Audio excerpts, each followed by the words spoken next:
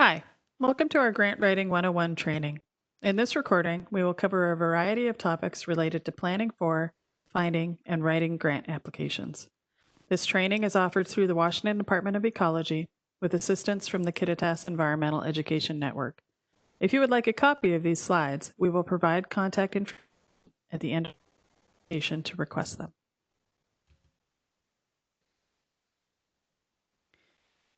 So a little bit about us before we get started here. Heather has been managing water quality improvement grants for the Department of Ecology for 6 years. And they fund a variety of riparian restoration, agricultural improvement, and educational projects. She also volunteers as a funding coordinator for LifeNet Nature, a nonprofit that works on community conservation projects in Kenya, Ecuador, and the U.S. Heather was previously the executive director of the Washington Resource Conservation and Development Council, successfully writing grants for a variety of projects such as Salmon Safe, Save Water, Save Energy, Wastewater Treatment assessments, and wildland urban interface outreach. Previous to that, Heather was a wildlife biologist for the Yakama Nation, working on amphibian and wetland conservation, beaver relocations, and aspen habitat assessment and enhancement, all paid for with grant funds. Here is where she first applied for grants, some successful and some not. Thanks, Jill. This is Heather Simmons, and I'm going to introduce Jill. Jill's one of the original founders of the Kittitas Environmental Education Network, or KEEN, way back in 1999, who returned to KEEN in 2006 to lead the board into a new era of education, outreach events, and planning for the Yakama Canyon Interpretive Center. Her educational background is in geography and environmental studies from the University of Victoria in BC. Jill's currently the section planner for the Toxics Cleanup Program with the Department of Ecology. She previously worked for Forterra, the region's largest conservation and community building organization, as the Senior Conservation Director and Director of the Central Washington Program. And Jill is also on the board of the Victor B. Scheffer Foundation, a family charity that provides funding for marine biology research and protection. So this training will be applicable to most people or organizations that seek grant funds. Many of our examples will discuss nonprofits, but the general concept can be incorporated into the activities of any kind of agency or organization. This training is broken into 3 general parts. So part 1, we will talk about getting ready. I'm sure most of you would love to jump right into writing grants, but we would like to compel you to consider some planning first. Jill will discuss how good planning will help you find the right grants and write more compelling answers in your grant application. Part 2 is going to cover building your application. Jill and I will discuss the various components of a good grant application. And part 3 is good writing tips. I will share some tips and tricks to good and clear writing. This training is sponsored by the Washington Department of Ecology and the Eastern Washington Riparian Planting Symposium. Our annual symposium brings experts together to present on various topics centered on riparian vegetation restoration. We also host webinars, field trips, and trainings. For more info on our annual symposium or to join our mailing list, please reach out to myself or Tricia Snyder with the Yakama Basin Fish and Wildlife Recovery Board. We will also send out future grant-related trainings using this mailing list. So thank you to everyone that answered the survey questions we sent out last spring. We will do our best to touch on the key challenges you shared with us or skills you wish to improve on. One of the most helpful answers you provided to the question was to the question, what are your 3 biggest challenges? We lumped your answers into common themes, and the ones that stood out the most were finding money and finding the right money, developing budgets and scopes of work, feeling intimidated by the process, and wanting to be a good writer and editor. So we will touch on all of these issues. So now I'm going to hand it over to Jill for part 1, getting ready. Thanks, Heather. So as important as we all know that grant writing is, we want you to consider all the work that needs to be done before you put your pen to paper or your mouse to the computer, I guess. So I'm going to talk about the big picture and ensuring that you've done all the background work before submitting a grant application. And we know that grants do not exist in a vacuum. What we want to share today is the understanding that grants are just one way to support your projects. They're not mysterious or scary, but they are also not a magic bullet. You just need to put as much planning into preparing for a grant as you do for any other fee-supported program or project. So first, we want to put the conversation into some context. This image shows, gotta switch it. There you go. This image shows where the grant dollars come from and where they go in North America. So this graphic is based on data from 2015, but according to Nonprofit Quarterly, the numbers are still pretty accurate today. Most of us are in the tiny little bucket way down in the right bottom corner, environment and animals. It's a $20 billion bucket, so it's still a pretty big bucket. But look how many organizations that you know who are in this bucket, and then multiply that by all the other groups in the same bucket across the country. So that's lots of competition for a relatively small amount of money.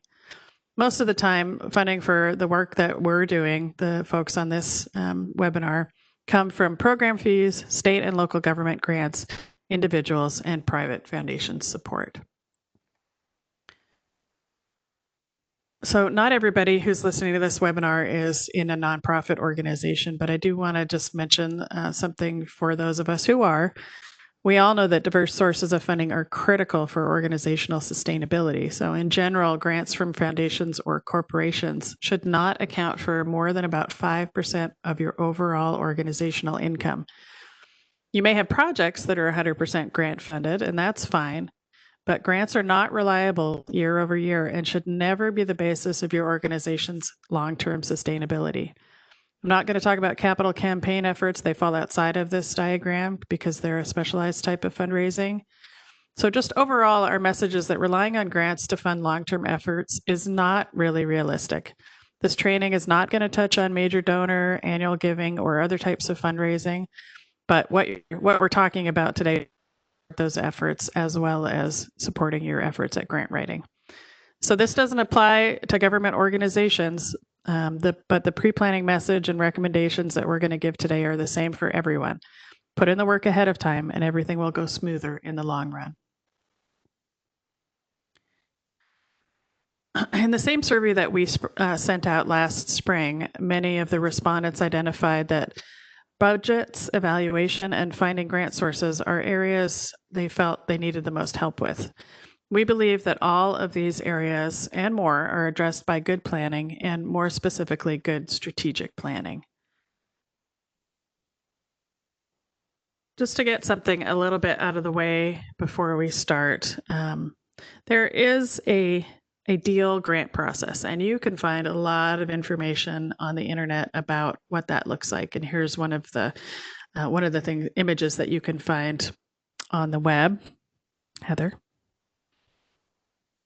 there you go. In this diagram, the first 3 steps are find funding, write a proposal, and develop your budget. But we want to convince you that is more to do before you start looking for funding. So if we switch the slide, we believe that you need a plan. We did hire a professional slide switcher, but they did not show up.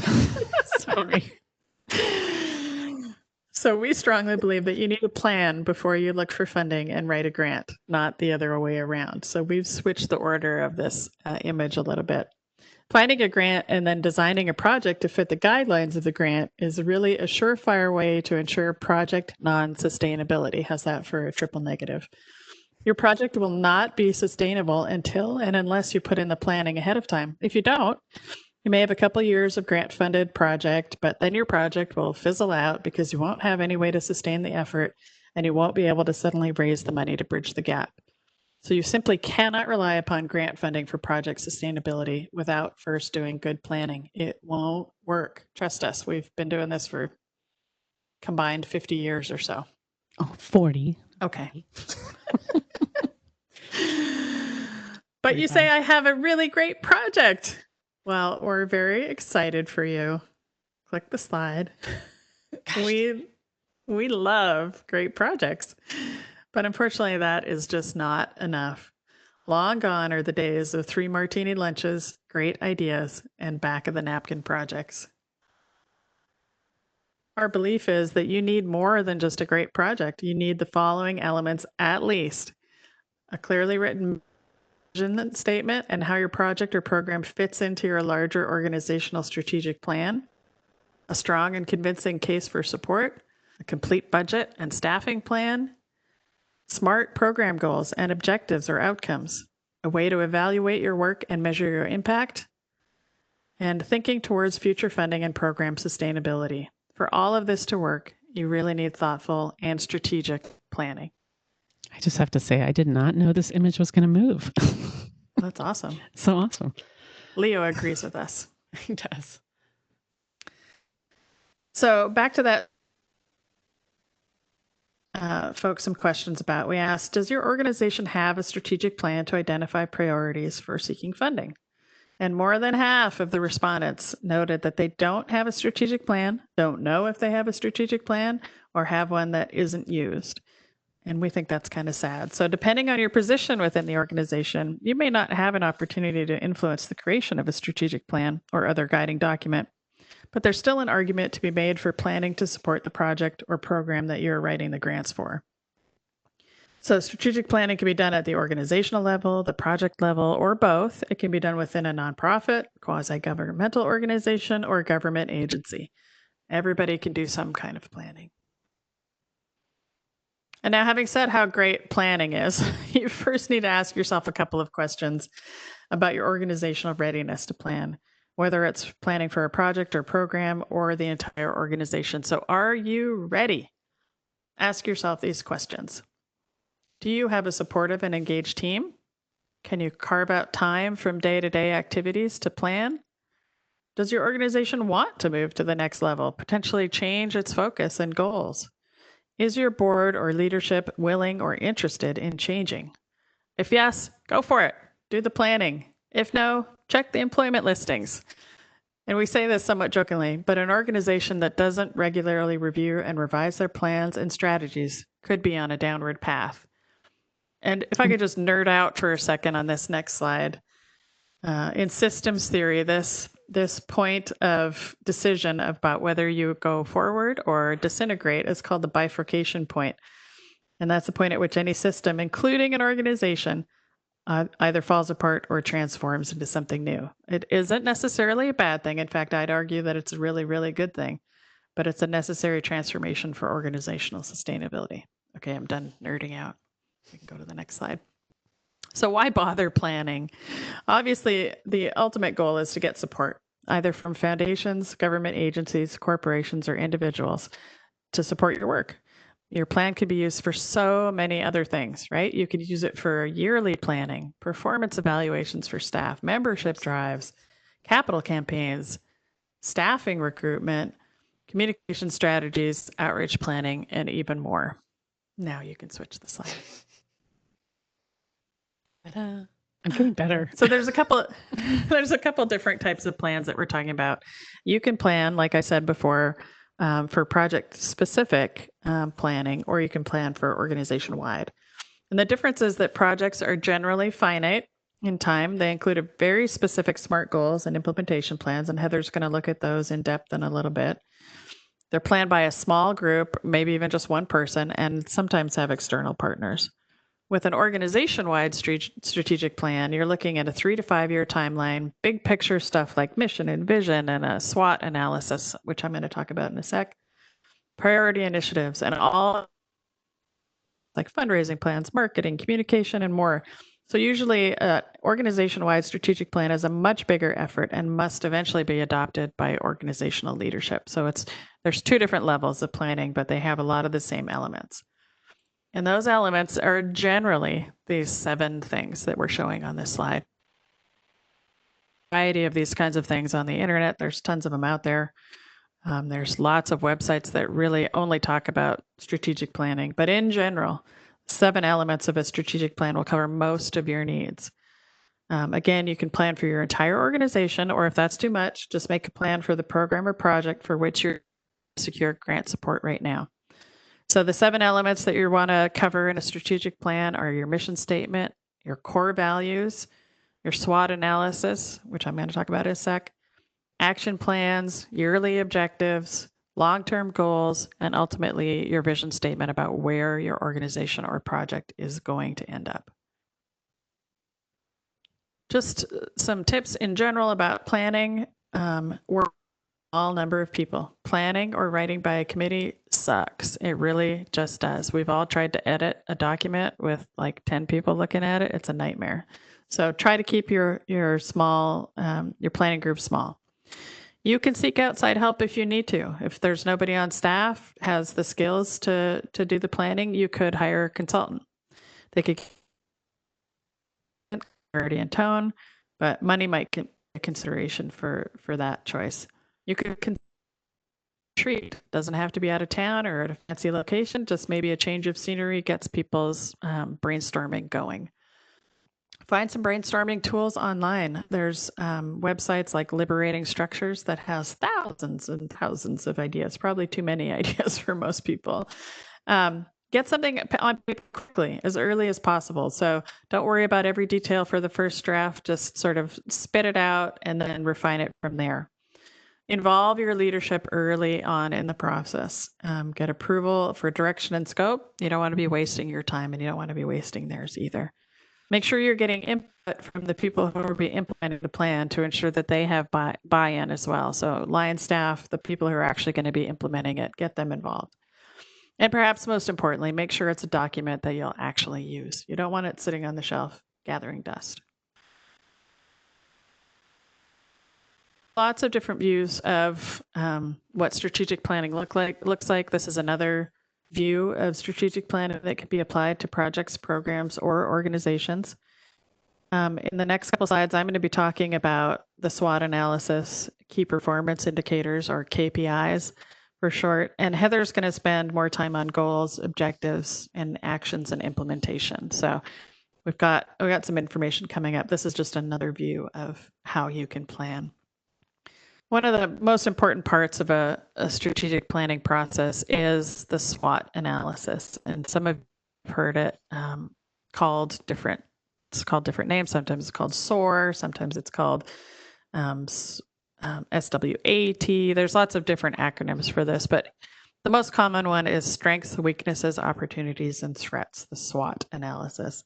It's usually done at the beginning of your strategic planning process, and it promotes discussion, provides a visual overview of the organization or project or program, gives you insight into the elements of your work considered. It's really a way to visually represent your brainstorming that you're doing in your retreat or your planning for your project or program. So what it can do is give you a clear view of your organizational strengths and allow you to build on them to meet your objectives. It can highlight your weaknesses and provides a chance to reverse those weaknesses. It showcases possible opportunities that lie ahead and gives you a chance to think through how you might get there. And it helps an organization recognize possible threats, then take necessary measures to deal with them. And threats is kind of the acronym of this SWOT analysis that changes most often. A lot of people like challenges instead. Because threats sounds, violent and angry, but, it's any kind of external or internal challenges that you might be dealing with and ways that you could move forward and deal with those. So I've found that the best way to do this is to gather the relevant people in your organization at a strategic planning retreat. And for me, that works the best. Having big pieces of paper on the wall and lots of different colored markers. I'm a very visual learner. And have just a day-long brainstorming session. No bad ideas at this point. Get it all down on paper and then use that to build your 3 to 5 year strategic plan. I highly recommend this process. So out of your SWOT analysis will come all the elements that you'll need to make your case for support. And your case for support has to do with the why of your program, project, or organizational. Why are you doing the work that you're doing? That is the argument that you're making to grant reviewers, the public, and more. It shouldn't be overly texty or complicated. It should use imagery and supporting KPIs, key performance indicators, to sell your messaging, mission, basically why people should care about the work that you do. Personal stories, quotes from supporters should be in there. It really is addressing what issues your organization targets. What's your mission? What are the strengths of your organization? This you just came from your SWOT analysis. What are the challenges or facing? We just did that in the SWOT analysis. We know that now. How are you going to overcome those obstacles? What is your plan to get there? How will you get there? What are your funding needs? And what will be the impact of fulfilling those funding needs? How will this create a change in the community? So often these cases for support go right into creating outreach materials, and they're very visual and compelling for people to support your work. You can use all in your grant applications too. It's a wonderful thing. So, again, the internet is a magical place. If you're looking for the right things, there are lots of places to find information about how to write a case for support. We've provided a few links here. We're not endorsing any particular one, but take a look through them and find one that works for your organization or project. So this talks a little bit about key performance indicators. KPIs is the term that all the people in the know use. And it's what it is a measurable value that demonstrates how effectively your organization is achieving your key organizational objectives. And the same can be said about a project or a program. So an example here is that by 2022, we will have gender balance across our senior management. So it's measurable. It's something that they're aiming for within their strategic plan. And that's how they know they're going to get there. That's their key performance indicator. And they use those to evaluate their success in reaching the targets. They can be used for reporting at the end of a project or a program as well. You could say that you met it or you didn't meet it and what you're going to do to try and get back to that. And they fit into your strategic planning effort to allow you to track project and progress as implementation occurs. So they're useful things to develop, and you can think through them and make them simple and short and smart, which Heather's going to talk about in a little while as well. So why does strategic planning matter? It really is the why and where and what of what you're doing, whereas a project plan is the how and when of your project. So it's the project plan is really the execution of the nitty-gritty, what needs to implement it. And your strategic plan, on the other hand, they're not a task list. It's a high-level plan that identifies the tools and resources you'll use to deliver your organization, project, etc., and meet your goals on time and on budget, hopefully. Again, we don't want them to sit on the shelf. We want them to be usable to you. There are a lot of resources on the web for writing plans. Templates are available that you can download. You can pay for them, or sometimes you can find them for free. You could hire a consultant to run your organization through the process if no one has capacity on staff, or you could even find a grant to create your strategic plan that will pay for the consultant to create your strategic plan. Isn't that a wonderful thing? It's true. There are grants that support that kind of work. But honestly, the true importance of strategic planning for you on this webinar is that it will allow you as a grant writer to anticipate your funding requirements for at least 12 months and to have all the elements that you then need for filling out that grant application. And it'll give you the freedom to create a calendar, plan out your time, research and identify grants. We're going to talk about that in a second. Build relationships with funders and ensure that your organization has the capacity to do the work that you're writing grants for. And Ryan Gosling just wants you to know that your strategic plan should not be on the shelf. So, Ryan. Oh, Ryan. We love Ryan. So if you have one, take it down, dust it off, and use it in your grant writing. And if you don't have one, take some time to bring your organization together to plan. He also wants you to know that strategic planning takes time, feels difficult, especially when you're doing it on a committee. So try to keep it clear, short, and make sure that it's something you can actually implement. Ryan Gosling loves all of us. He always knows what to say. He does. Oh, and so switching gears a bit, we're going to talk about how to find the money. Find me the money. How do you find the money? So we're going to talk about in the next few slides what the keys to finding the money are, which is, from my perspective, researching grants and then ensuring they are a good fit with your organization. That's what we're going to talk about next. So here's the most important thing I'm going to say today. Create an Excel spreadsheet. It sounds simple, but it will save you a lot of time and energy in the long run.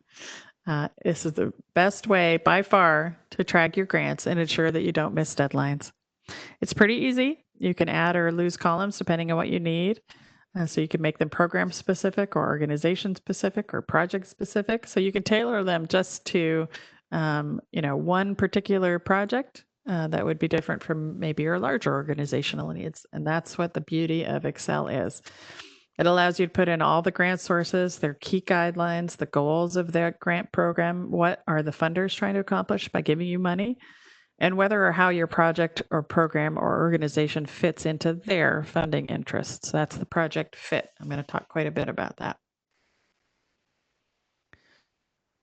So finding the right grant for the right project does take a lot of research. And I argued earlier that you don't want to find a grant and then make your project fit it, right? You want to have the project first because that's your mission, and you want to find a grant that will support it afterwards. So there's lots of ways to go about doing grant source research. You should try all of them and find what works for you. Sometimes you might have a board member or staff member that might send you an idea, or you find something on the web. Do all your background researching, keep your notes in your Excel file so that you have it all in one spot. Don't write off sources if they don't match right away. Foundations often change their guidelines and program areas over time. Sometimes they radically change their program areas. Like right now, we're seeing a lot of and funders focusing primarily on COVID-19 research. So they've radically changed their giving guidelines. So pay attention and don't just make assumptions about what they're funding and what they're not funding. And don't get stuck on just one type. Don't only go to private foundations. Look for corporate funders. Look for state and federal grants. Look in all of those places. So here's a few links that we've shown here. Specifically to Washington State, we put in a few more links. There's small private family foundations. I'm on the board of one of those. There are larger foundations and corporate foundations. There's corporate sponsors that will sponsor like an event or sometimes give supplies or materials. There's obviously state government grants that Heather and I are very familiar with, and federal funding as well. Federal funding brings a whole nother level of planning that you need to do, but they sometimes can be really good money. So look everywhere you can. And here's a few links just for Washington State. So building your grant list is really an important thing using that Excel file because you just never know where you might find the best fit. It's best practice to cast a wide net when you're looking for your grants, and some good places to start looking are your own network. Do any of your staff, board members, volunteers, or other people affiliated with your organization know about grants or grantors related to your mission? Better yet, do any of those people have any connections with those grantors?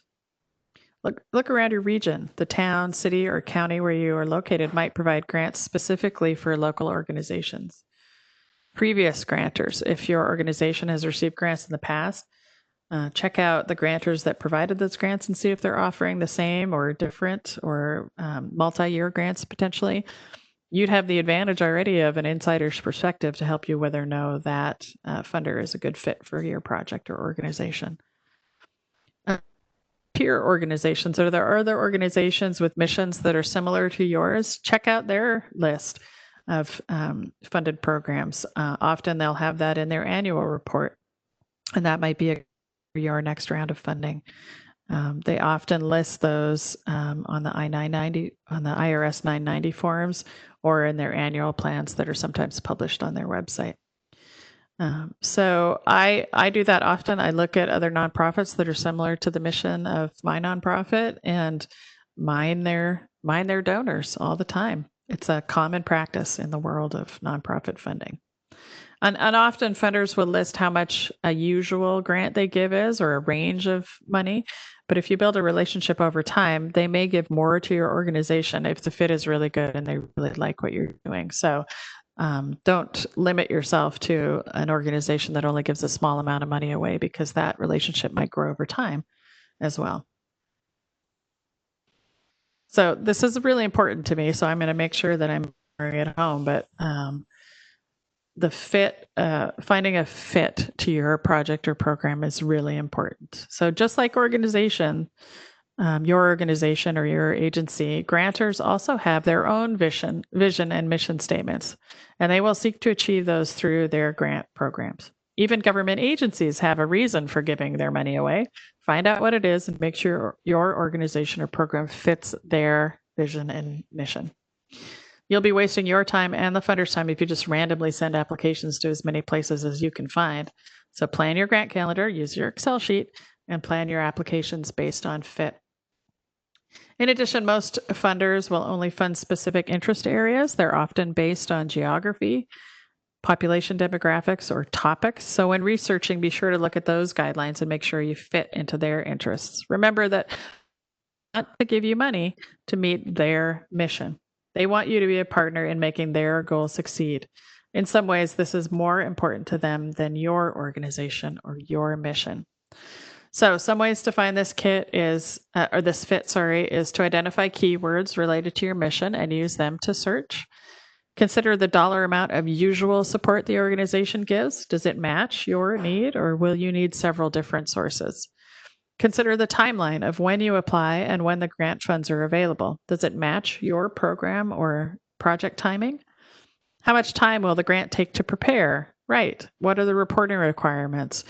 Is it the time that it will take your staff to do all of this work, have a good ROI, return on investment? I would argue that some federal grants have a very poor ROI because they have substantial reporting requirements.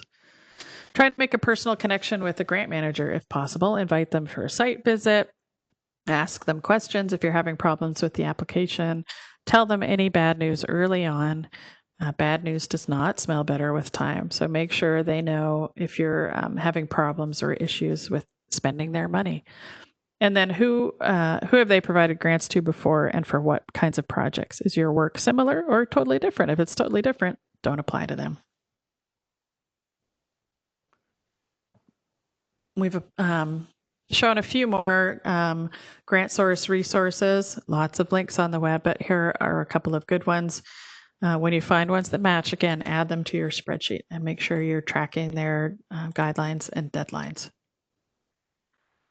So just in summary, what we strongly recommend thoughtful planning before you start writing your grant. It's not just good for the grant, it's good for your organization and your project more broadly. You really need to know and understand the why for your grant application, and all of this pre-work will answer that why question. And I really want to hammer home that you want to plan, do, or implement that plan, come back and check it regularly, and adjust it if necessary. So that's the end of part 1. Heather? Now we're going to get to the part that I'm sure most of you are here for, actually writing an application. But we are calling this section Building Your Application because that is really what it is. Just like a house, there are several pieces to any application that are needed to keep the application from falling flat during the first windstorm. And I would say that what Jill discussed is the foundation of this house or this building. So in part 2.A, I will cover developing goals and objectives, a scope of work, and a project schedule. So Jill, can you switch the slide? Jill? Jill. You're hilarious. Gosh. Anyway. All right. So Ryan Gosling, as I've already covered, always tells us what we want to hear. And he's letting us know that he wants our goals and objectives to be observable and measurable. And so do your evaluators. We told you Ryan Gosling loves you. So I love you, Ryan Gosling. We love you too. So goals and objectives together really give your application a solid foundation on which to build from. They help steer the ship. So bringing all parties together with an understanding of where they're going. They help you to provide focus throughout the application writing process, so keep revisiting them. They also help the evaluator stay focused when reading the application. They should be developed during the strategic planning process, but objectives may be tweaked to fit the funding opportunity. It doesn't matter how good of a writer you are or how well you answer the questions. If the goals are weak or not apparent to the evaluator, it will reduce points throughout the entire application. And don't make it hard for the evaluator to find them. State them up front in the project description. So now for an insider tip, evaluators will decide pretty early. Oh, my slides switching skills are terrible. The evaluators will decide pretty early in reading the application whether they want it funded or not. So you need to capture their interest early on and maintain it through the application. Remember, the funding program you are applying to has goals too, and your evaluator's first priority is to figure out if your project meets their goals. So you want to make it clear that your project goals and objectives line up with theirs. Whoops. So goals help frame the purpose of your organization or program and the need that you wish to meet. Goals should be lofty, ambitious, and long-term. They usually cannot be achieved within the timeline of a single grant application. Goals should inspire your staff, board, and the funding evaluators. Goals should be developed by a team, staff managers, board of directors, stakeholders, etc., during the strategic planning process, because you will need their buy-in. Goals, although lofty and ambitious, should be believable and framed such that you will know when you have achieved them. So we'll be talking more about SMART when discussing objectives. SMART can apply to goals, but don't necessarily have to completely. So I wanted to give an example of some goals that we can look at and see how we can improve them.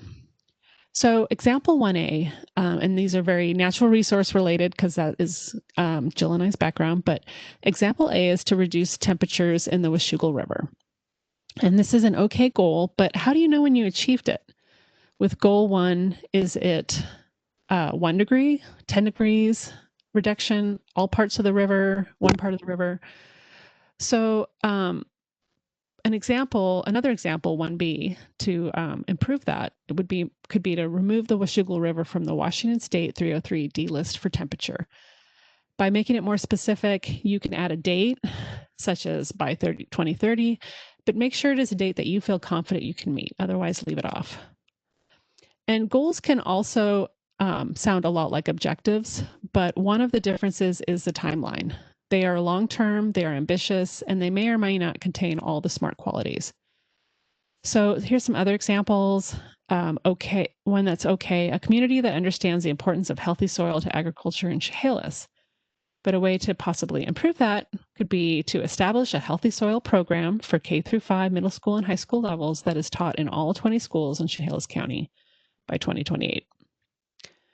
Another okay goal is to restore beaver populations in Toppenish Creek. But a way to improve that could be to reestablish beaver colonies in 75% of suitable and undeveloped habitat by 2035. And again, the things in parentheses are things that could be modified or left off altogether, depending on how much data you have and what you feel you can accomplish.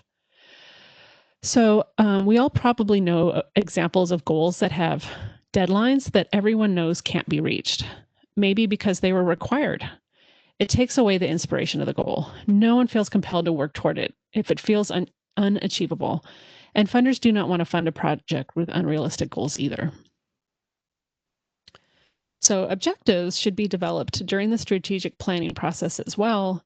So when you have found the appropriate funding to achieve one or more of your objectives, you may need to tweak those objectives to further fit the funding source, and that's okay. And they should be SMART, which again, we'll cover later on the next slide. They should be achievable within the timeline of the grant. So if your strategic plan objective is on a 3-year timeline and the funding is for 1 year, then you may need to adjust it accordingly. The goal provides the vision, but the objectives are the primary tool to drive the scope of work and deliverables to evaluate performance and success. So other tips are an application may have parallel objectives, sequential objectives, or both. And objectives are not just for an application, but can help the entire team involved with the project. Everyone should know how to define success. So for those of you that are 40 and older, the ultimate answer to life, the universe, and everything is not 42. It is SMART. That's my argument. And it contains a good editor, or it contains an Oxford comma because you have a good editor. So when you write your objectives, whether during strategic planning or grant writing, make sure they are SMART, which is an acronym. That stands for specific, measurable, achievable, relevant, and time-bound. So reviewing your objectives, ask yourself, are they specific? Do they state what you or your organization or your project is going to do? And it answers who, what, and where. Are they measurable? Will it be very clear at the end of the grant cycle whether you were successful or not? And you should know and state somewhere how you will measure that success. So what is the metric? What is the noun? People, acres, fish? What is the direction? Less or more? So are your objectives achievable? This part is more subjective, but you should be confident that you will meet your objectives. It is always better to deliver more than less. Are they relevant? Are there clear links between the objectives and both the goal and the purpose of the funding? And last, are they time-bound? When will the objectives be completed? Will they be completed well before the end of the agreement? So let's take one of the example goals and see some potential objectives and how they were written smart. So going back to the first goal example that we had, the improved goal to remove Washougal River from the 303D list for temperature. So we have some objectives. During the 3-year project period, we will monitor temperature in 20 locations along the Washougal River, complete 5 new riparian planting plans within the Washougal River or watershed, install 10 acres of riparian vegetation along 1,000 feet of the West Fork Washougal River, and develop an outreach program focused on watershed health and provide to 5 K-12 schools within the Washougal River. And these are completely made up, but they're examples to kind of think about. So are these objectives specific? So here's our SMART acronym words.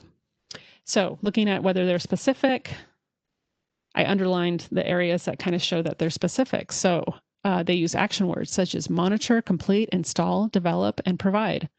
It also uses the active voice by saying we will, which is really important. How are they measurable? They use metrics such as 20 locations, 5 new plans, 10 acres, 1,000 feet, and 5 schools. How are they relevant? They address temperature, water quality, and they address a water body of concern. And how are they time-bound? So they're premised with the term during the 3-year project period. So this could be specified even further for each objective if you feel like you'll complete them earlier than the 3-year project period, such as year 1 or year 2 or for the first spring. For example, the planting plans will likely be written during the first year of the grant period. So I save how are they achievable last, as you may have noticed, because again, this is subjective. So you'll need to answer this question elsewhere in your application. Excuse me. So you will need to demonstrate through your scope of work how you will achieve that objective. So that's a little bit more subjective, but it is something that you really need to think about as you're writing your scope of work. So let's say you've developed a goal and multiple objectives with a strategic plan.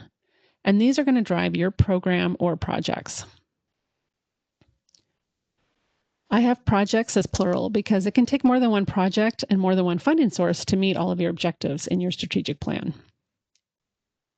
So, for example, if your goal is to restore fish runs in a particular stream, the first objective may be to reduce temperatures, and the second may be to fully open passage. And these are 2 very different objectives that likely require 2 different funding sources. So each of these drives the funding sources that you apply for. So once you've identified your funding sources, then for each application, you can develop the appropriate actions and deliverables for the objectives. And those will become your scope of work. So there are 3 key items that are in every application. Scope of work, sometimes called tasks, actions, deliverables, or a combination. The terms vary with each funding source. Some may use the scope of work to refer to the entire package. For this example, we are referring to actions you will take and the outcomes or deliverables you will achieve. And by you, we are referring collectively to your staff, organization, contractors, partners, etc. So also key are the budget and schedule. Also important is the staffing plan, which is covered later. And applications may not ask for one, but you should develop one regardless. And so the scope of work, budget, and schedule are 3 elements that tell the reader what you will do, how you will do it, and when you will do it. And they will hopefully show the evaluator how you will produce deliverables that are relevant to the goals and objectives and will be completed on time and within budget. So these 3 elements are key to having a quality project. An important note, it can be tempting to want to promise a lot in a grant application to be competitive, but this can really backfire. Experienced evaluators will know if this is the case, and it may result in not getting funded. So if you get funded and can't complete, or if you get funded and can't complete what you said you were, it may make it hard to get funding again in the future from the same funding organization. So be honest with yourself and the funder about what can be done, how long it takes, and how much it costs. And I'm behind again. So there's your quality. One more. Good Lord. All right. The scope of work. Again, other terms may be used, but basically this is where the rubber meets the road. I swear we practiced this. Your actions and your scope of work revolve around implementation. So implementation refers to the most important things that you'll be doing. They may be restoring a stream, educating kids, building a stormwater facility. But before you can take action, there are a lot of steps usually needed. And I call this pre-implementation. Some of these steps may have already been completed before you applied. Some may need to be completed within the grant period, but they should all be discussed because they show the evaluator that you understand what is needed to get to the point where you can take action. They may include permitting, designs, outreach, etc. It is good to highlight what you've already completed here because it can help show you are more prepared than other applicants might be. And implementation gets to action. Using SMART principles is important throughout your scope of work, but it is especially important here. You want to use metrics when describing what you will complete and what that will result in. Number of children taught, acres treated, stream feet protected, monitoring stations installed, or pounds of nitrogen reduced could be examples. So an often overlooked or under discussed aspect of projects is post-implementation. We want to know that you are not just going to implement your project and then walk away. You need to discuss how you will monitor progress and, if needed, maintain the project. And this includes after the end of the grant period. So those are all things that are important. Funders and evaluators do understand that additional funding usually is needed to do continued monitoring and evaluation and maintenance on your project. And it isn't always guaranteed, but you don't need to belabor those issues. Write the application with confidence that you'll find the funding you need. Write it in that way. So address what is needed in the long term to ensure success and how you will attempt to fill that need, because this is ultimately your responsibility. Whether public or private funds, you are responsible to ensure the funding is not wasted on a failed project. As evaluators, we love details in the scope of work, as long as they are relevant to the scope of work. So don't gloss over areas that you are unsure of. Find out what is needed. You can talk to more experienced staff or grant managers. Evaluators are very good at spotting holes no matter what you cover them with. I like Ryan Gosling better. He's nicer. I know. He doesn't try to strangle you. Okay, so a schedule is needed or necessary to take each element of the scope of work, actions, and deliverables and show when they will start and when they will be completed or delivered. They need to line up closely with the scope of work and budget. So I'm going to try to do this animation correctly. Oh, there it is. Include all the elements of your scope of work, including pre-implementation, implementation, and post-implementation. And it is okay and often good if your schedule includes activities before and after the grant period, like I said before, when there are critical components of the project.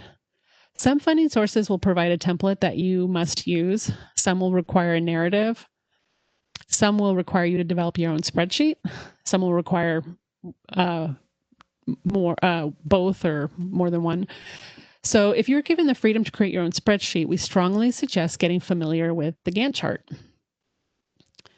So this style of schedule can be done in an Excel spreadsheet, but you can use whatever tracking system that you already use if you have one. Excuse me. There are lots of websites that cover how to create Gantt charts. This link is to one that is helpful and also features free software that I have neither used nor promote, but you don't need to download it. But I did like the site because it has a lot of helpful images, descriptions, and videos on how to create the Gantt charts in Excel. So this is an example of a complex project using a Gantt chart. This is a complex project in that it has multiple phases and project sites. And for complex projects like this, they definitely need a Gantt chart. But I also think that Gantt charts are useful for simple projects as well. So here's an example of a very simple project, maybe unrealistic, but this is just a fake example. A spreadsheet with clear actions, deliverables, and dates are easy for the evaluator to understand and also useful to you for project tracking.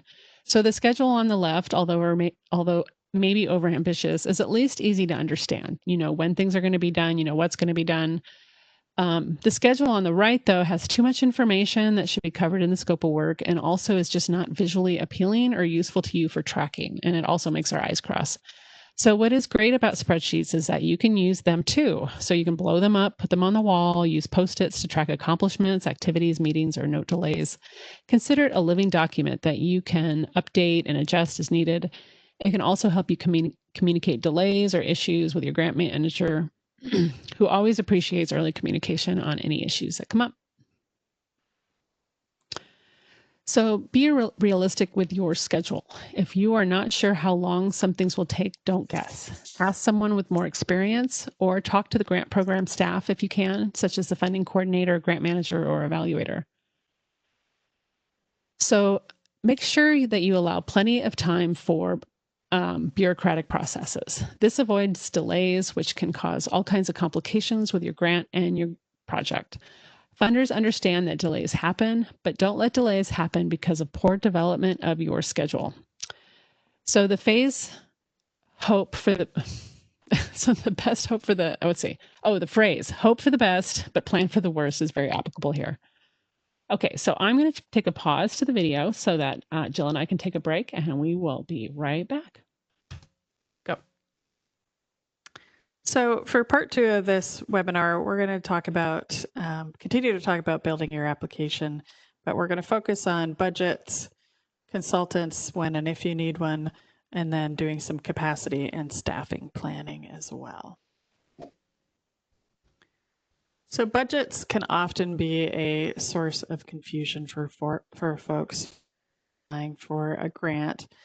And just to be sure that we're all on the same page here, a grant budget is not your organizational budget in most cases. I'm gonna just sort of say that right here, because sometimes a funding organization might ask you for your entire organizational budget, but that's pretty darn rare. I would say they want to know just the cost of the program or project that you're proposing. They want you to show exactly what their money will pay for, and they want you to list other sources of income or expenses that are not covered by the grant being requested, but that are part of your program or project. So an organizational budget is usually created on a yearly basis. It covers all the functional work of your entity. Today, we're just talking about the project or program grant budget that you'll send in with your application. So there are usually some very common things that you want to include in your grant budget. You certainly want to create or include all of the income related to the project or project from all sources. You don't want to include any income that you will not apply to this project. For example, if you get donations to support your organization's purchase of land, but the grant does not involve the purchase of land, don't include it. So income should include what you are going to spend on the project. Maybe you'll be using some internal funds. Maybe you're seeking other grant support from other entities. Maybe you're expecting donations to arrive to support the project. You do want to include all of those. Lots of different direct costs, and you might not need all of them, but you certainly want to think through whether or not you do on a certain project. There might be personnel costs, and you want to show the fully loaded costs. So you're including the total carrying load of that personnel that are assigned to this project. Travel. You might not be allowed to have travel. Make sure you're reading the guidelines of the grant you're applying to. But if you are travel, stick it in there. And if there's going to be, because that can add up pretty significantly. Equipment or supplies. Some grants have limits. Some don't allow any purchase of equipment or supplies. So again, read the guidelines and make sure you know what is allowable to include. an expense of the project, so you're going to want to show it, but the funder that you're applying to might not allow it, so you're going to want to show a different source of income for that purchase. And then in-kind contributions, that should be actually up in the income section, but that's okay. You want to be thinking about your volunteer, pro bono kinds of services, use of buildings and utilities or office space, advertising, donations, other kinds of things that might be given in kind to your organization for project success. So there may be other categories of direct costs and income. Just be sure to be comprehensive and don't forget any major categories. You can lump them, but funders often like to see them split out and detailed. And don't forget in your budget also to, if you have it, include indirect costs.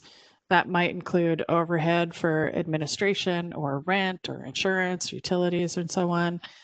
Sometimes there's limit on the percentage of indirect costs you can ask for. Again, just look at the guidelines and look what is allowed and what isn't allowed. But you don't want to forget any of those main categories. So now I'm going to give you some tips, general tips that everybody should be able to use. First of all, pick a tool to use. Heather mentioned before that funders might have formats that you have to follow for staffing or for documents that they want you to provide, like your oh, help my words, the Gantt chart that you showed. Gantt chart. Thank you. And they may also have a budget form that they want you to fill out. So that you might not have a choice in this one, but if they don't, I would recommend just using Excel. It's pretty simple to use. So get your tool together and make sure that you have it. Again, include both expenses and revenue. Your budget should contain both of those sections, outlining your expenses and outlining your revenue, again, only in relation to this project or program that you're applying to. I think we can agree on why funders want to see expenses, because they want to know how much your program or project will cost. But they also care about where the other money will come from to pay for things. And they like to know this, especially because they want to know that you're not relying solely on their grant. Having said that, some funders don't care, like state agencies generally don't care if they're the only funder on a project, and they expect that. But private foundations and other corporate foundations want to know that you're looking around for lots of different sources of funding.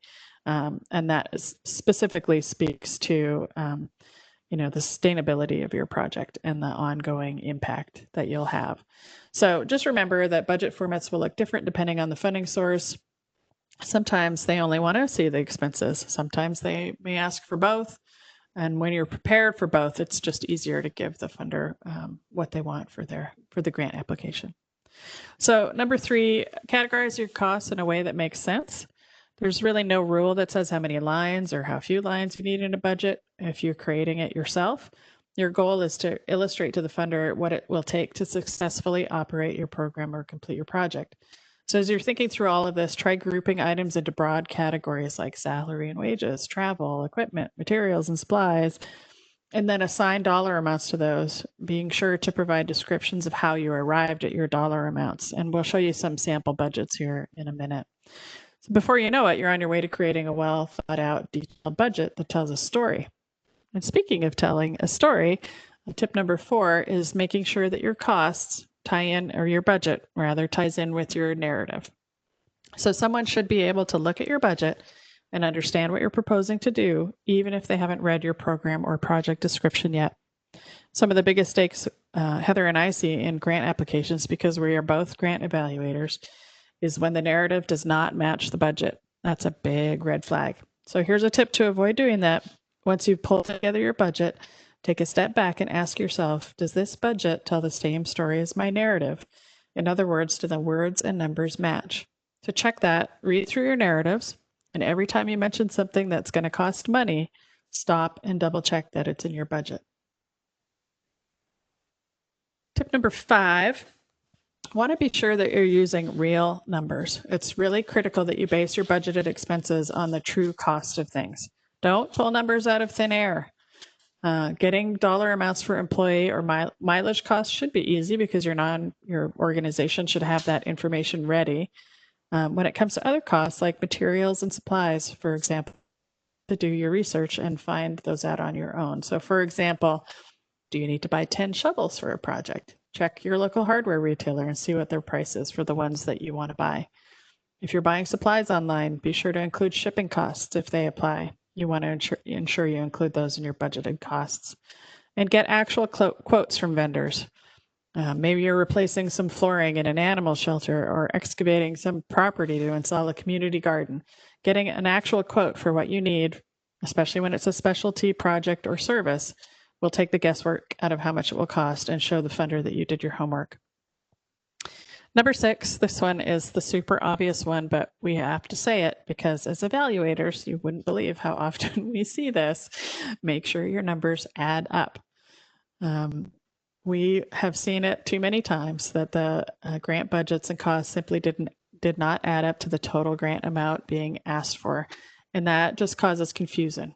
You don't want to confuse your grant evaluator. I think that sometimes happens because it's really easy to have the wrong formula in Excel. Right. So you got to check those formulas because sometimes when you're adding new lines, those formulas don't pick up those new numbers. So always check your formulas. Yeah, that's excellent advice. And just double check with a calculator because you will see those missed numbers pretty obviously if you don't have the cells reporting into the formula cell. And then, if you're not a numbers person, like I'm not, I'm terrible at math, I would just say, get your teenager to come down and look at it for you or call somebody who's really good at math and make sure that they are adding to the same number that you expect them to add to. Tip number 7 then is show the funder the costs that they are covering. It's a good idea to show the funder their money, what items their money specifically will go for. So you can do this by simply adding a column in the expense line items, and some examples below will show that the funder could see their money will pay a portion and that other monies from other funders will cover the remainder of the costs. Sometimes funders may ask you to be more specific in the narratives about exactly what the grant is paying for. In this case, you can tell them how much of the grant is being used for mulch and how much is being used for plants, for example. And it goes without saying, but to ensure that the costs you're asking the funder to pay for are allowable. So make sure you're reading your guidelines. If the funder doesn't award grants for personnel costs, for example, don't ask them for a grant to cover your program manager's salary. And then finally, number 8, be realistic about the grant amount you're requesting. So usually you can find out how much to apply for in a grant application by reading the grant guidelines. Maybe there's a range, no less than $500, but no more than $1,000. Or maybe there's a specific amount the funder wants to give away. But sometimes you'll find that there's no recommended amount. Those are the worst grants to apply for, and I've applied for hundreds of them. So how do you know how much to apply for? There's a couple of ways to figure that out. You can look at the IRS 990 form for the charity. Everybody has those. They're all public. You'll be able to find out what they fund and what range of money they give away. Oftentimes that's also published on their websites. You can probably see a trend from that, or you can sort of calculate the average amount. You can look at the foundation directory online.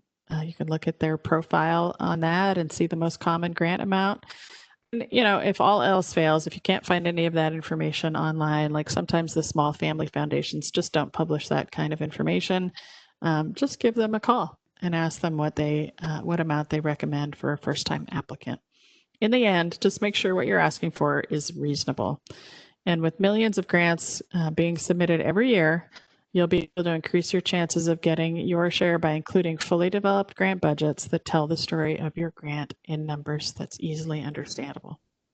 So as a side note, I recently applied for a grant that required you to put everything around everything to $100.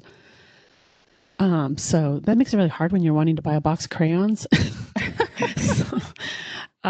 So then you have to group up items like art supplies, $100 or something like that. That was kind of an interesting challenge. I don't know why they just don't want to deal with any numbers that are in the, I could understand they don't want pennies, but they didn't want maybe they're really bad at math too. Yeah, I don't think so, but they've always been like that, and it can make it challenging with small supplies. But anyway, yeah. Okay, so ignore everything I just said when you find a grant like that. Right. So I think from both Heather and my perspectives, the biggest mistake in budgeting is when your budget does not match what you put in your narrative. That's the huge red flag. So we're saying it again. So once you've pulled your budget together, step back, ask yourself, do the words and the numbers match? Read through your narratives. And every time you mention something that costs money, just stop and double check that it's in your budget correctly. So now we're going to show a couple of example budgets, but there's just so many ways that you're going to have to present them. Don't let what we're showing you limit them. We're just showing you a couple of examples that we have seen in our work. So the first one is a budget spreadsheet example that actually comes from the program that Heather evaluates, which is the water quality grant application. And this budget, you might have to just pause the video and really zoom into this, or I think we can probably send some examples out too if people are curious. But in this budget in particular, it's broken into tasks. And then each task is further divided by staff, supplies, travel, and contracting. So there's also like a summary at the top, which is really helpful. And what it breaks out is the amount requested from the funding organization, the match provided by the entity who's asking for the money, and what percent of match that is in each task category. So that's a really detailed budget, really laying clearly out what amount is requested for each individual thing, and then what percent match is being provided by the applicant. The next one is a way to show how to show the funder that you have or are looking for additional income sources. So this is a project that Keen does, and it is our summer camp program, and it shows pretty clearly. If you want to click on the animation, Heather, there's a couple things that will come up. It really defines the difference between multiple funders. So in this case, we have No Child Left Inside grant, Yakama Valley Community Foundation request, and then match that is provided by my organization going towards the project as well. And it defines those individually. And then one more animation at the bottom where we have totals in each category, so that No Child Left Inside, this was a grant application to them, for example, can see that our request to them is $133,000, and we're providing the other grant and internal funds as match. And then the final example is another way to split out income versus expenses. This is the way I do grants, or I do grant applications and budgets for programs and projects. I appreciate seeing the different items laid out, especially if you have multiple sources of income. And in this case, we have, multiple grants and multiple types of income coming in, and then all of the expense categories really lining out. Plus, I always do an extra column for notes so that I can get back to it and go, oh, how did I come up with that number? Oh, right, I calculated it this way. And then at the bottom of the grants or the budgets that I build, I'm always putting income over expense so I can show whether we're in the red or in the black. In this case, you can see we're in the red. We're running a deficit on this program we can do that for a little while, but not very long. We got to go out and find more grants. So those are just 3 examples of grants. There are lots of ways to do it out there. We're happy to share these with folks if they're interested. And sometimes you'll just get to a funder that says, use this form, and you won't be able to do anything other than put your categories into their categories. So did the Keen Shoe Company give you money because you guys are keen? That's a topic for another discussion, our podcast. Yeah. So match is something that is just sort of perpetually confusing to grant applicants and sometimes even to evaluators. And it's not always required. Lots of grants do not require any match. But we want to encourage you to be creative about how you are showing your match and make sure that you're thinking about all of all of the things that could go towards what your organization is putting towards the project. So in other words, you might have volunteers. You might have volunteer labor. You might have volunteers on your board. You might have, people out there digging holes and planting trees. So you want to be sure that you have the value of the volunteer labor from the independent sector shown on your budget. Do you want to pause while the dogs are barking? No, that's great. Okay. Some background sound. This is life They're at home. excited about grant writing. Yes, they are. So you want to make sure you're checking on the independent sector. It's updated annually, and it's different for every state. And I think Washington State somewhere around $24 or $25 per hour for a volunteer right now. So it's a substantial part of your budget if you have volunteers working for you. So make sure you're capturing that as part of your match.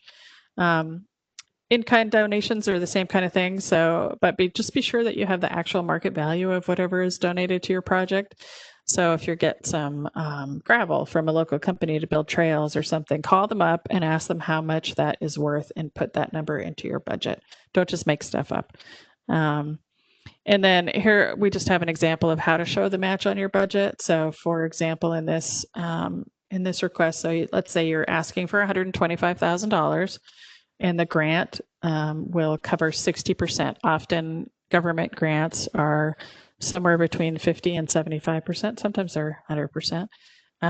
But you have to show where the remainder 40% is coming from. So you want to ask for, we did the math wrong on that one. Did we? See, we told you we're not numbers people. No, we didn't. But you get the picture. That should be times 0.6%. It should be less than 125,000. At any rate, if you go to the next description, did you do this math or did I do this math? Oh, I have nothing to do with this slide. Okay. That's probably me. It's my problem. So we'll fix this after the webinar. At any rate, you want to be the 125 and the 208 got switched or something. Maybe that's what it is. Yeah. I think so. Yeah, I don't know though. At any rate, you want to show the percentage of match that you are providing and the sources of that match, and just make sure that if it's allowed, you're showing it on there. And again, I apparently did not go to my 4th grade math challenged brain, and I should have gone to my kids. I should have called my kids and asked for help. Next slide. See, it shows how confusing match is. It is confusing. So coming back to this, don't forget to itemize all of your little things. Identify your matching grants or income sources. Identify your in-kind labor, supplies, or other donated items and include their actual monetary value. Include your volunteer time at the allowable state rate. Include indirect expenses that might be overhead or other items. Travel if it's allowed, meals if it's allowed, and there may be other weird categories that are specific to your project. Just make sure you're thinking through all of them. And then as a double asterisk, some of these things may be expressly prohibited. So be sure that you read your grant guidelines, and funders just don't even want to contemplate funding some items. So make sure you're not including them. And then just sort of building on what talked about with the scope of work and the schedule. That was the word I was looking for earlier. Writing a grant requires a lot of back and forth editing. So when developing your budget, you might realize you can't actually do as much as you thought within the budget and need to go back and adjust your scope of work. Or as you develop your schedule, you might realize that some things will take longer than the grant allows. And again, you're going to need to adjust your scope and your budget. So they take a lot of tweaking and refining. Don't apply for more work than you know you can achieve with the staff you have and the budget you're allowed. Make sure you are under promising and over performing. And so now we're going to talk a little bit about capacity and staffing, because that is building into your budget plan as well. So first of all, do you need a consultant? It's always good to weigh the pros and cons to this question. Some of the pros are that they can bring expertise that your staff might not have. They're often especially trained in the specific area that you need help with. They can sometimes provide mentoring and training to your staff. They can become long-lasting partners in your efforts. And in the long run, they are sometimes more cost-effective than staff. And they come with a fresh perspective and energy that your staff may be lacking at the moment. Some of the cons certainly is that they can be very expensive on a per hour rate. They might not be as available as you'd like them to be.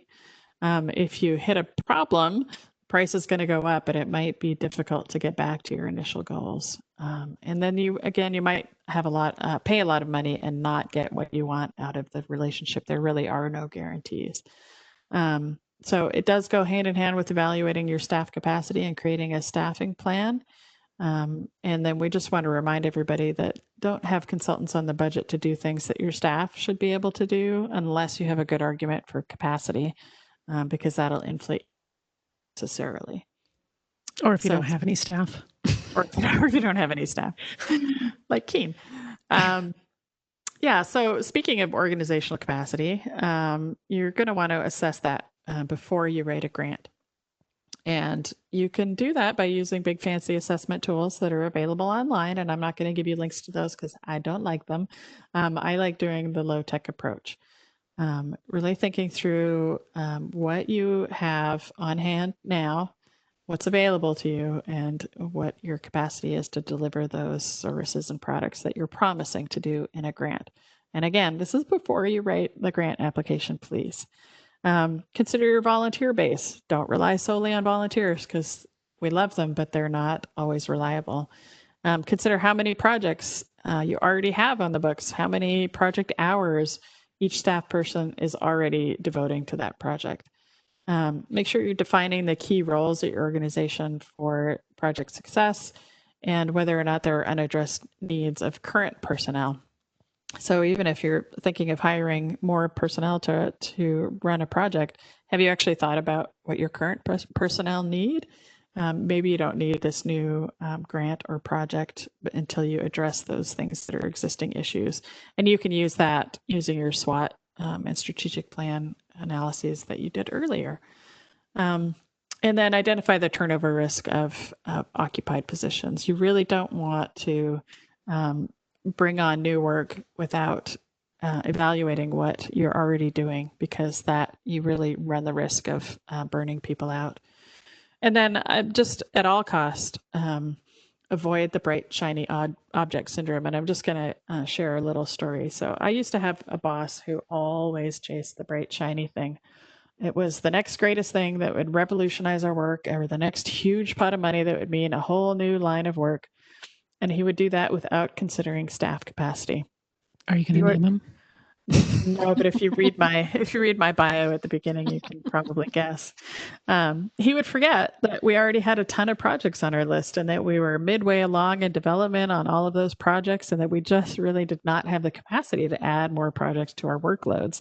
It was a huge detriment to the organization, and over time it resulted in mission creep, staff retention issues, and eventually loss of funding for certain projects. So whatever you do, don't chase the bright, shiny object just because it looks like a great new grant opportunity.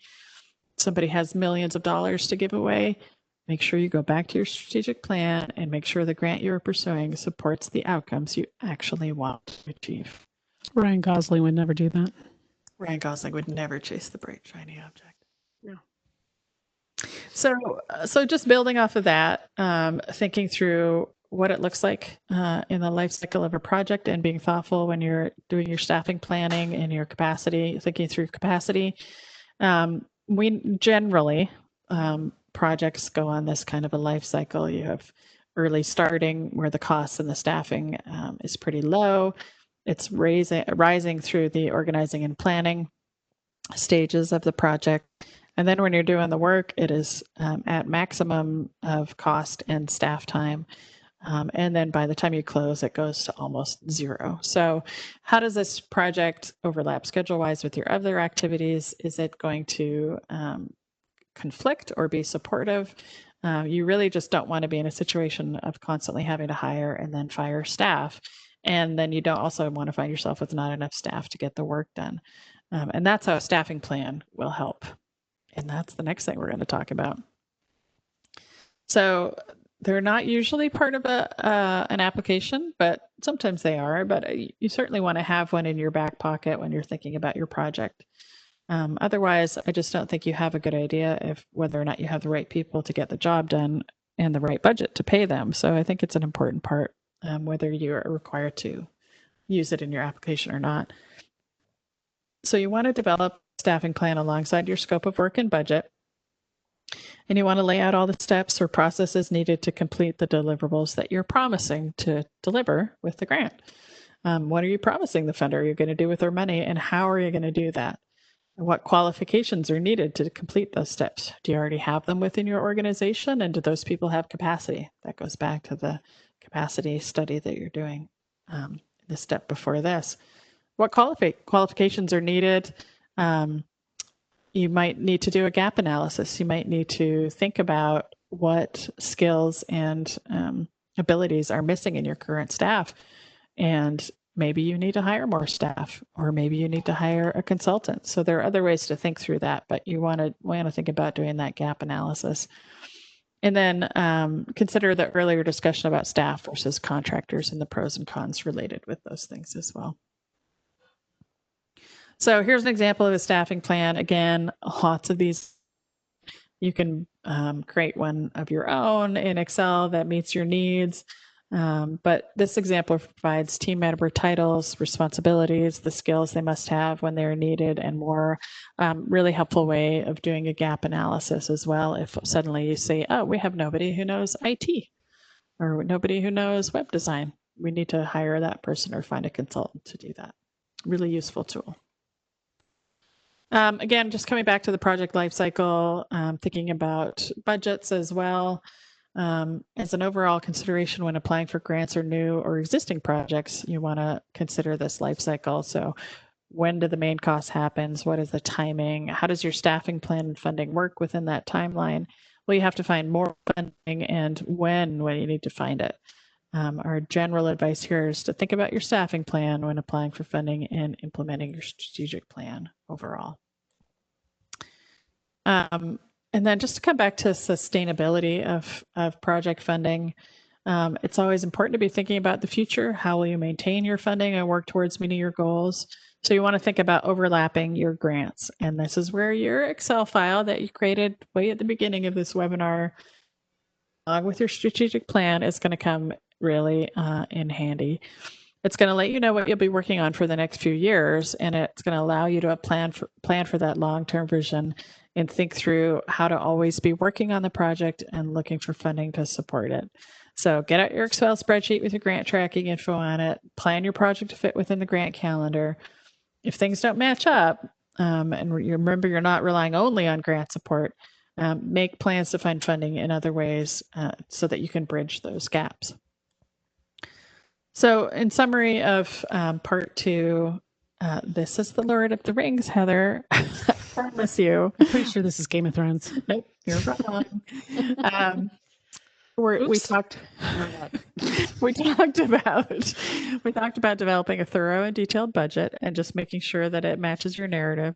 We're match, although we did the math wrong, and filling those funding gaps, making sure you have enough of the right staff. Goodness gracious. And keeping track of your grants that you have applying, and make sure you have enough staff for the work to do it. This is Gimli, right? Oh my God. You're fired. Are we ready to move on to part 3? We are. Oh, okay. All right. Last part. We're in the third stretch. All right. So most of us do not have degrees in writing, yet most of us are professional writers, writing plans and reports all the time. And we usually take care to make sure the plans and reports we turn into our supervisors are well written.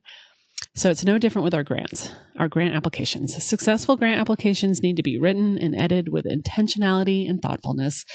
And the components include compelling statements of need, easy to understand solutions, and believability. So that can feel like a very intimidating task, but it is possible for all of us to do this with lots of practice and some good writing habits. So, along with the scope of work, budget, and schedule, each grant application will have lots of other questions about your organization, the need, your project, how it addresses the need, how you will evaluate your project, and etc. So we won't cover all of these types of questions because they vary so much with each type of application. But we can offer some tips to help you prepare for writing a good application. So although these may seem obvious, they are often very overlooked, and your evaluator will very much appreciate this preparation. So first of all, know your funder. What do they care about? All funding programs have goals and objectives of their own. So what are they and how will they line up with your project? Start early. First of all, so there's a lot of prep work before you put pen to paper. So I can't emphasize enough how important it is to start early. You may think your work is best when you're under pressure, but I can't tell you how many applicants I have seen miss the deadline just because they overlooked a critical piece of information. And this is especially true when you're writing an application online, because that application often closes down right on the minute of the deadline. So having missing information can result in your application being immediately rejected. And this includes with written applications as well. So read the funding guidelines and applications thoroughly and carefully. This is the first thing you should do. So we as evaluators notice when you don't read them carefully, and that makes you appear careless. And if we don't think you read directions, how confident will we be that you will meet all the other requirements that come with receiving a grant? So if you can, talk to who's going to be the evaluator of your grant or who's going to be the grant manager, who may be the same person and may not be the same person. But this isn't always possible, especially with nationwide grant programs, but sometimes it is with local or state grants. Not only can they provide you with very useful information, if you are able to discuss your project with them, or even better, offer them a site tour, your project will stand out during evaluation. Take advantage of application workshops and the Q&A. Even if you're a longtime grant writer or you've gotten grants from this particular program before, we kind of notice it when you don't show up to those, especially when we're talking about local or state grants. Answer all the questions. There is no excuse to. If you don't understand the question, reach out to the grant manager or talk to another staff person.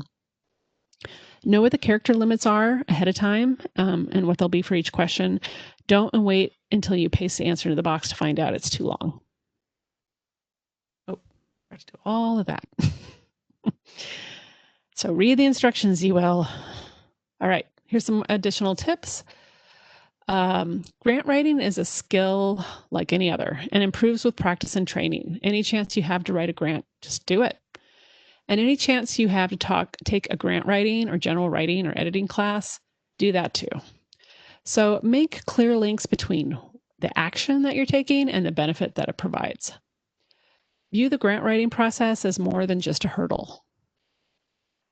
Write like you would talk to your neighbor. Don't assume that evaluators are experts, because believe it or not, they aren't always experts on exactly what you're doing. Don't promise more than you can achieve. I know Jill and I have harped on this quite a bit. It's very important to, or it's much better, we should say, to underpromise and overachieve. And don't ignore flaws or data gaps. So, more tips. I recommend getting the book Elements of Style. You may be familiar with this by Strunk and White. It is a really easy read and it's really helpful and a good reference manual. And there's lots of other ones as well, but that's an easy one. So no one starts off as a good grant writer.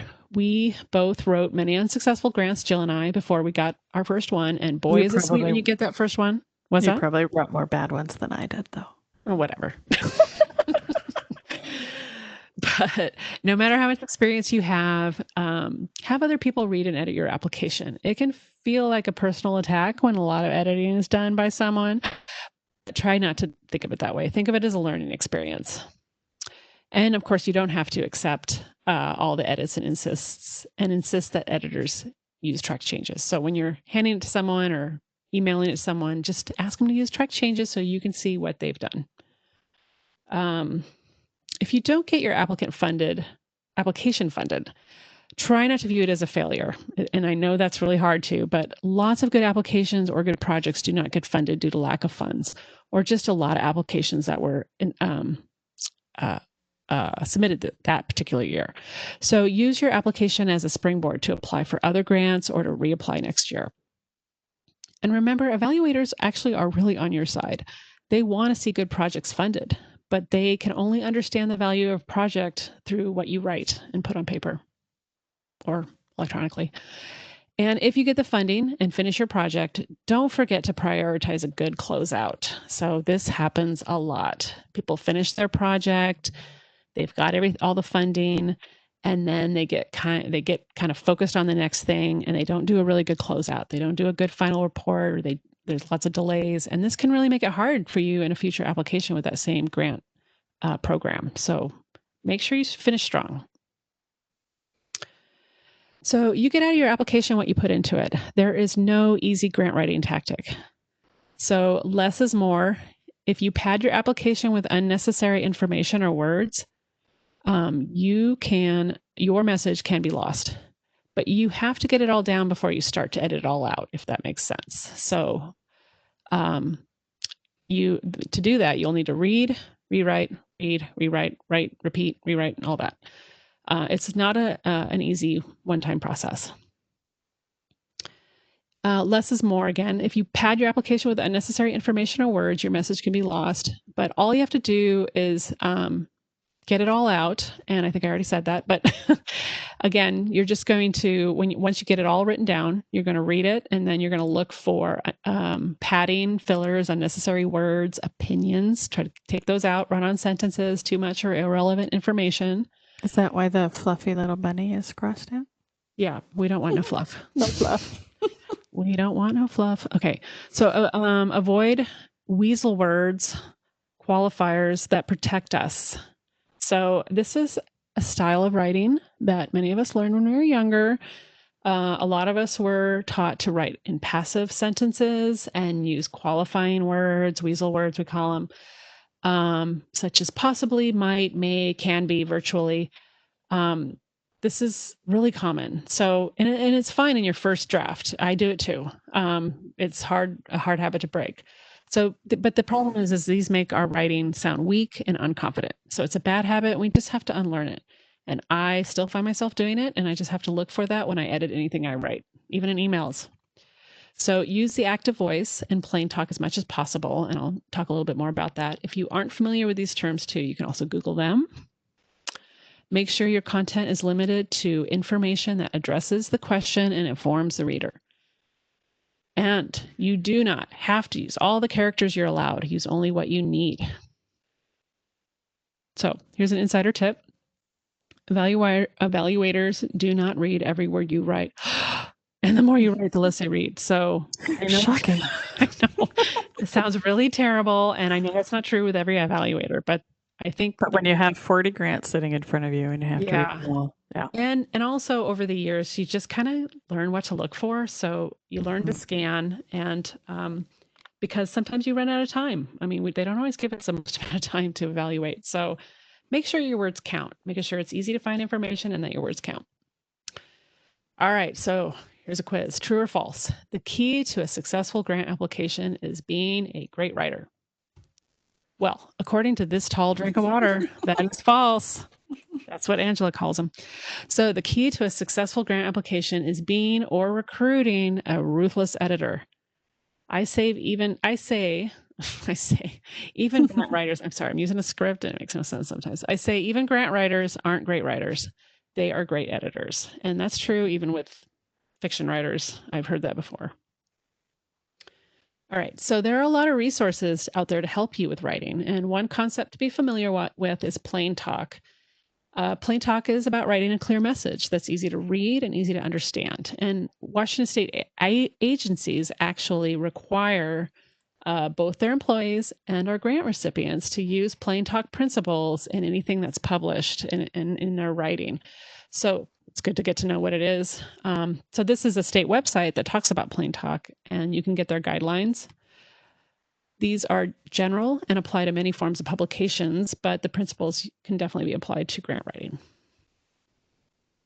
And here's the link, which I know you can't see online, but again, just email us and we will send you this that has all the links on it. But you can also Google it. All right, so if you click on the Plain Talk Guidelines, there is information on various ways to better relay your message. Also, become familiar with the Flesch Kincaid test. Featured in Word, it's a feature, and sometimes you have to activate it. And again, Google, our best friend, look that up on how to activate it, because I'm not going to cover it, but sometimes it's not always immediately there. But it can help you increase your active voice and reduce the grade level of your language. So the guideline is that you want to write to an 8 to 11 grade level as much as possible. And this is even true in scientific writing. So this can seem counterintuitive when writing a grant for a science-based project, but not all reviewers are scientists, and even scientists are not impressed with unnecessarily complex language and words. All right, so this is a real question for the Water Quality Combined Funding Program that I work for with the Washington Department of Ecology. And I'm just going to provide an example of a draft answer that I completely made up. And then we're going to look at an edited version of that first draft answer and kind of how I developed it. So the idea behind this example is that our first answers to questions should always be seen as a draft. There are simple steps you can take to revise that draft into a clearer, easier to read answer. I picked this particular question because for this particular application, it seems like a straightforward question, but it is usually one of the most poorly answered questions on the application. All right, so this is a fictional answer that I created for this question. I'm not going to read it because that would take too long and it isn't really necessary. But if you want to read it, feel free to pause the video. But the answer to this question, again, is a first draft, and it's fine for a first draft, but it definitely needs some editing. So where do we start? One thing I want to point out is when I see an answer like this is what I'm seeing. It just makes my eyes cross. Don't send something that looks like this. So most of the time our first answers provide way too much information that is needed or doesn't provide the right information. So the first step in editing is finding and underlining the parts of the answer that directly addresses the question. If you can't find it, start over because it should be there. So when looking at this particular answer, I did my best to highlight in red what I thought the critical pieces of information are. So that doesn't mean that the rest of the answer gets thrown out. It just means that this is the most important information that should be easy to find. The rest is supportive information, and the supportive information is what needs to be edited down the most, taking out unnecessary or repetitive information, extra words, and fluff. So, and then you take all that information and you rewrite your answer. And many of the words that you wrote should end up on the editing room floor. So when rewriting, some tips are to use the active voice, remove unnecessary, irrelevant, or repetitive words, aka fluff, increase readability by having short paragraphs and using bullet points or numbers if you can. This isn't always possible if you're doing your application electronically because sometimes they don't allow for certain formatting. But as much as you can, create white space, and I'll talk more about that. So, before we get to the answer, I really want to point something out important. This is a missed opportunity that some people do not take. So one way to really help make sure that you're answering the question is to take the question and place it directly into the start of your answer. So this shows the evaluator that you understand the question and that you're not tiptoeing around the answer. So for this example, the question asks to list and describe the criteria that you use to determine the feasibility of the project. And this is a question that will usually come up in any kind of grant application. You know, how did you determine that this is possible, that it's feasible, that it's realistic? And the criteria we used, so the answer that I suggest starting with for this particular question is the criteria we use to determine the value and the feasibility of the project is. And what if you don't have an answer? So that is what can happen if you don't have a strategic plan to refer to, and it may point to holes in your project you hadn't thought of, or signifies priorities of the funder that you didn't know about. For example, if they ask what the benefits of your project are to woolly spider monsters or monkeys, and you didn't know they cared about woolly spider monster. I read that wrong. And you didn't even know they cared about woolly spider monsters. So you may have to think about this for a while and do some reading, which is why starting the application early is so important because you don't want to waste a lot of time. So if you can't answer this question directly, it is going to be hard to convince a funder that your project's going to meet their goals. So what is the primary thing that the evaluators ask themselves? And that is, how does this project meet our program goals? So remember, and we keep saying this, I know, but they have people to answer to as well. The evaluators, that is. So, all right, so here's the fictitious answer. The criteria we use to determine the value and feasibility of the project sites. Now, I'm not going to read through all of this, but I use bullet points or numbers. Again, it isn't always possible, but there's other ways that you can do this. But so there's my revised answer. So again, bullets or numbers are a great way to highlight the most important information if the format allows. It also creates white space that makes the entire section easier to read. And there's some research behind this, actually. And in an application I recently completed, I couldn't create bullets or numbers, so I just created a new line for each point. And I was able to tab them so that they stood out. So there's just different ways to get creative about that.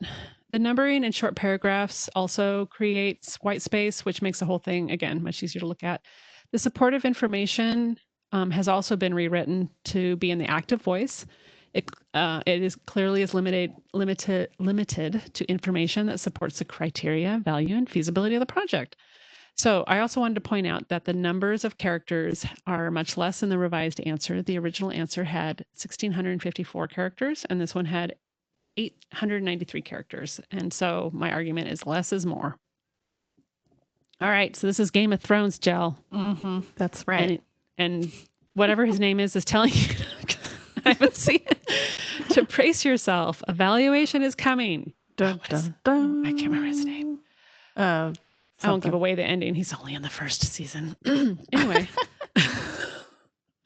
Watched All right. What are evaluators thinking? And I know this is a question we all ask ourselves because we don't always know who the evaluators are and how they're going to be looking at your project. Sometimes they'll let you know a little bit about the evaluators. Sometimes there's 10 evaluators. Sometimes there's 2 evaluators. Sometimes there's 1 evaluator. So, but we can at least have some general concepts or general tips onto what they might be thinking. And again, Jill and I wanted to say that we are speaking from our own perspectives and certainly don't represent every evaluator. They all have different backgrounds and program goals, but there are some things you can do to find out more about what they're looking for. So if you could find out who they are and talk to them, that is sometimes possible, sometimes it's not. Don't be intimidated. Again, they're on your side unless they're a jerk, and some are, in which case, good luck. But most of the time, they're kind and thoughtful, and they do want to be supportive. So try to talk to them if you can. We're kind of supportive. We're easy. Anyway, it's nice to put a voice to the name, also, if not a face, for both of you. So some points to consider. Every grant program and evaluator is different. If you can find out who they are and talk with them, do so. What is their background? What is their experience? Are they a technical reviewer or not? If you can, invite them to see your project. Don't be intimidated by them. This is very repetitive. Evaluators are looking for projects that meet the goals of their program or foundation. They're using guidance of their own to evaluate the answers. So if that guidance is available to you, obtain it and use it. Sometimes it's on the website, but sometimes you can just ask them for it. Evaluators are human. The next animation there. Oops. Evaluators are human. Thanks, Jill. You're so helpful. Always looking out for you. Evaluators are human. Don't suck up to them, but don't be mean either. The best way to make your application stand out from the rest is to make it easy to read and understand. And even if the topic is very technical, again, avoid technical jargon unless it's absolutely necessary. Don't make them feel stupid by using hard words. Anyway, if your application doesn't get funded, don't despair. Reapply to the same grant next year with an improved application. But first, talk to the evaluator and find out if they think you should. Also, ask to see their scores and notes. Please wait until the final funding list comes out to do that. And if you have to, accept it. If it looks like you need to find a better funding program, that's okay. But don't feel like your application was a waste of time. All of that work, information gathering, and thought can really be useful in making a better project, and it can be used the next time you apply for a grant. I often find that a lot of detail gets worked out while applying for an application that got missed in previous project planning. And details such as how are we going to define and evaluate success? Who's available to do the work as a volunteer? Who needs to be compensated and how much? How much does it cost to rent a Safari, Rove, Ranger, and guide for a day? Regular details. So Only for you. I mean, sometimes you don't think about that stuff. All right. So It's a develop. road ranger. I might be saying it right. A road ranger? Is that what it's called? I don't think so. Maybe. I don't know. Anyway, so it's a little like a Jeep. It's like a There Jeep. you go. All right. So, all right. So, says a summary for part 3. We're almost done. Develop a thorough and detailed budget. Make sure it matches your narrative. Identify your match and funding gaps. Make sure you have enough of the right staff. And keep close. Wait, this isn't right at all. Is this right? Oh, no, it's not right at all. I didn't. This is from last summary. All right, start over. Summary part 3. Know your funder and read the guidelines. Details are important. Answer the question directly and avoid fluff. Edit, edit, edit. Talk to the evaluator before and after the application period. All right, so looking back at the word cloud that we looked at the beginning, we hope we helped little bring light on most of these key topics. But our number one piece of advice, of course, is practice, practice, practice. It takes a lot of writing grant applications until you start feeling comfortable with it and kind of understand how they work. But they're not scary. They're not scary. Now. And there's just really a kind of a formula to them, you know, and a lot of similarity between them. So just the more you do, the more you feel comfortable. And again, try not to feel intimidated. The work you do is extremely important. And you need to know your worth. You need to be confident and go out there and get yourself some money. Woohoo. Yay. Here's some unhelpful tips that I'm not going to read. But here's our contact information. Again, feel free to contact us if you would like a copy of this presentation, or if you'd like copies of some of the examples that we gave you so that you can read them easier.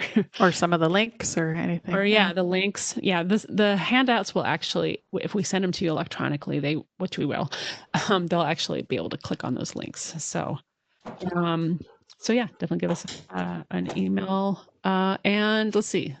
And give us some feedback too. Give us if there's things that we can address more, we're happy to do that. Yep. We may offer more presentations or podcasts like this in the future. So input is very helpful. And I'm going to end it with good luck. That's it. So thank you. Thank you, Heather. Thank you, Jill. Bye. Bye.